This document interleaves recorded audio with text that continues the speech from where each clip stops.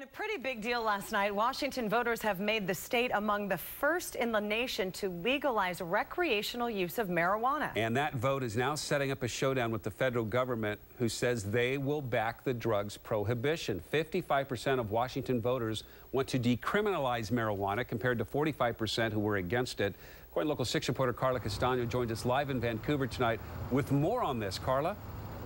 Well, come December 6th, if you're caught with an ounce or less of marijuana here in Washington, you shouldn't be arrested. Still, there are many unanswered questions about this new law.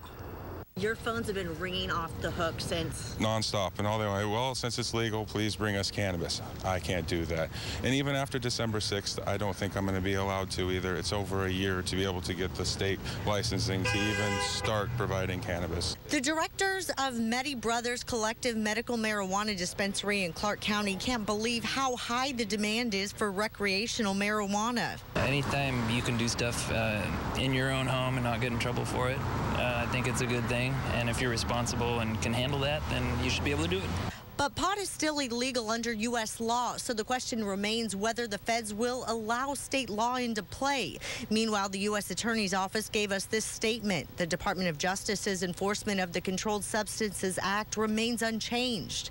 The initiative calls for a system of state licensed growers, processors, and retail stores where adults 21 and up can buy up to an ounce of pot. It also establishes a standard blood test limit for driving. State financial experts estimate Washington's initiative could raise nearly $2 billion in tax revenue over the next 5 years, with the money going toward education, health care, substance abuse prevention, and basic government services. But not everyone thinks it will pay off. They're supposed to get rich from taxes and all that.